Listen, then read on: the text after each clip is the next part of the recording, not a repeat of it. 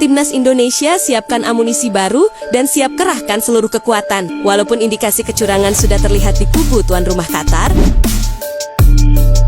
Patrick Kluivert sentil Liga 1 Indonesia. Rafael Strujic semakin dekat dengan Bali United. Selengkapnya hanya di Present Champion. Sebelum kita membahas beritanya lebih lanjut, ada baiknya kita memberikan like ke video ini. Karena like itu gratis. Terima kasih atas kesediaan kalian ya, teman-teman.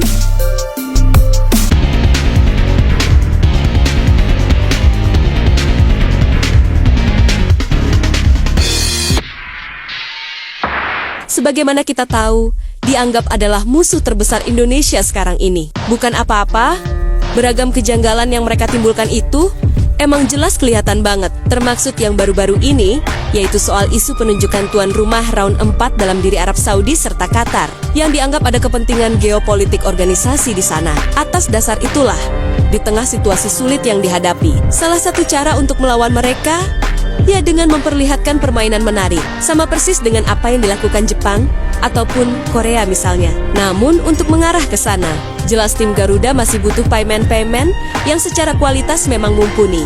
Di samping juga penyesuaian taktik terbaik dengan tim pelatih saat ini. Tepat pasti, kita butuh banget pemain yang secara level bisa bermain dengan intensitas tinggi. Karena bila berkaca dari lagam lawan Jepang kemarin, fair aja, cuma May Silkers dan Kevin Dix yang paham dengan konsep permainan semacam itu. Namun sayangnya, gara-gara skornya 6-0, nama mereka, terutama May Silkers, seperti biasa jadi salah satu sasaran hujatan netizen. Kalau kita ngomongin serta gerombolan Sultan Tim Tanknya, sebab harus diakui, kalau adanya kung kali kong di antara mereka, emang nyata adanya, dan udah banyak kasus yang terjadi. Dan sialnya, di round 4 nanti, Indonesia akan berhadapan dengan 5 negara tim tank yang masuk ke round keempat. Kalau soal sisi teknis permainan, oke lah, kita bisa percaya diri kekuatan kita nggak kalah. Tapi soal non-teknis itu loh, yang ngeri-ngeri sedap, apalagi kita pun juga nggak punya power lebih. Mengingat di struktur keanggotaan Indonesia sama sekali nggak punya wakil, terutama ya di posisi-posisi penting. Yap, masalah penunjukan tuan rumah ini masih jadi polemik. Arab Saudi sebagai host Piala Dunia 2034 dan Qatar sebagai mantan tuan rumah Piala Dunia ke-2022. Dianggap punya kepentingan masing-masing. Kenapa mereka harus jadi tuan rumah? Yap, di Asia sendiri, slot ke Piala Dunia nanti ada di 24 ke 8,5. Dan sejauh ini, 6 tim yang udah lolos, cuman 1 yang dari Timur Tengah, yaitu Yordania yang dianggap kejutan.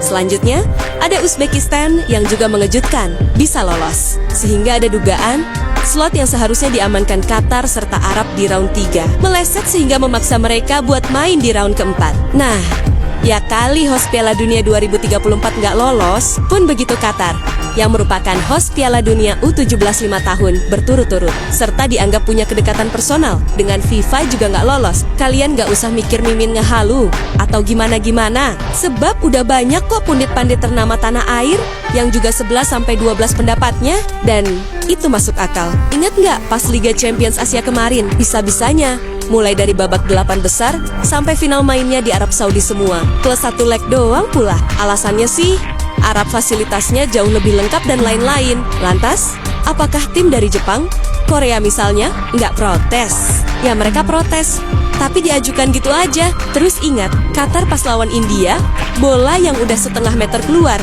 nggak dianggap. Sampai akhirnya terjadi gol dan disahkan. Itu kalau India menang. Qatar nggak mungkin lolos round ketiga. Tapi ya, kalian tahulah. Jadi di sini Mimin tekankan, lawan kita nanti di round 4 bukan cuma soal-soal teknis, tapi juga non-teknis. Sehingga dalam hal ini, federasi juga harus bertindak semaksimal mungkin. Paling nggak untuk main di tempat netral, kalau mau fair-fairan, kan gitu. Namun, misal nggak bisa, ya udah, publik Jepang, kalau kita kalah soal kelicikan, ya udah kita lawan mereka dengan kualitas. Dan kayaknya, hal itu yang sedang dilakukan oleh PSSI. Bila berkaca dari sikon yang ada, memang secara umum, materi timnas Indonesia ini udah bagus. Tapi secara kedalaman skuad, jelas ini masih sangat kurang. Kalau kaitannya buat main di level intensitas tinggi, seperti lawan Jepang kemarin, Jairo tampak memberikan komentar dengan emotikon semangat, yang mana ia meminta bahwa Indonesia harus bangkit. Mungkin komentar Jairo ini terlihat sederhana dan biasa aja, Tapi, di sisi lain, ini menggambarkan jika mantan pemain Crystal Palace tersebut masih menaruh perhatian pada Indonesia dan selalu memantau perkembangan skuad Garuda. Moga-moga aja ya, Jero ini masih punya peluang ke Indonesia, terutama dalam waktu dekat sebelum round 4 dimulai. Karena secara kualitas, ia jelas bisa meningkatkan kekuatan lini tengah timnas Indonesia.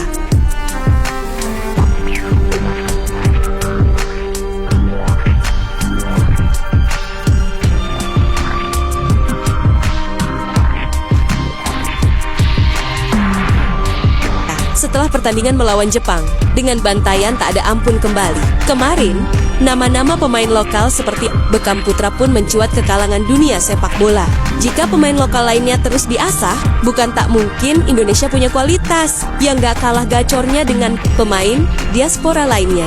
Nah, hal itulah yang kemudian membuat Patrick Kluivert menyempil klub Liga ke-1. Seperti diketahui, pelatih timnas Indonesia itu baru saja mendampingi timnas Indonesia berlaga di 2 laga terakhir grup C, babak ketiga, kualifikasi Piala Dunia zona Asia. Skuad Garuda mendapat 1 kemenangan atas Cina dalam laga itu dan 2 kekalahan telak dari Jepang. Sementara itu, pelatih asal Belanda mengingatkan pentingnya klub Liga 1 mempunyai akademi untuk para pemain muda. Menurutnya, akademi pemain muda akan membentuk mental serta profesionalitas seorang pesepak bola. Klub-klub Liga 1 sudah mempunyai akademi pemain muda. Sebut saja Persija Jakarta, Persib Bandung, Persebaya Surabaya, hingga Bali United. Para pemain muda diikut sertakan dalam kompetisi bernama Elite Pro Academy yang terdiri dari usia 14, usia 16, usia 18, hingga usia 20 tahun. Kompetisi ini tentu menyaring bakat-bakat muda dari berbagai klub. Saya pikir dan berharap semua tim Liga 1 memiliki klub akademi karena pengembangan pemain muda itu penting sehingga pemain muda ini memiliki mentalitas yang sangat baik dan mendidik pemain muda menjadi lebih baik sehingga berkembang menjadi pesepak bola profesional, kata Kluivert dilansir dari laman resmi Bali United. Rafael Struijk selangkah gabung Bali United. Nama pemain timnas Indonesia, Rafael Struijk, kembali membuat heboh para pecinta sepak bola setelah namanya mulai tersisih di era Patrick Kluivert.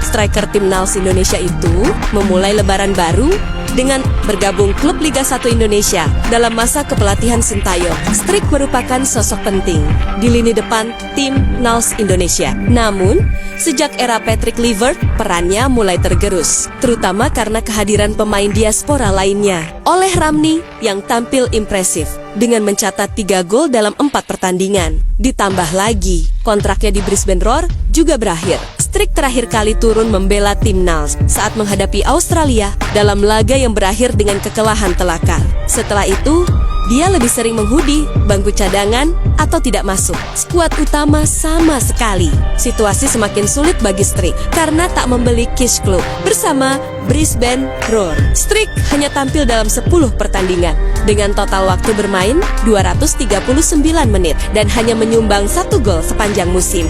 Mengutip dari laman Antara dan Bali United, Struijk sedang menjalani pembicaraan serius dengan Bali United.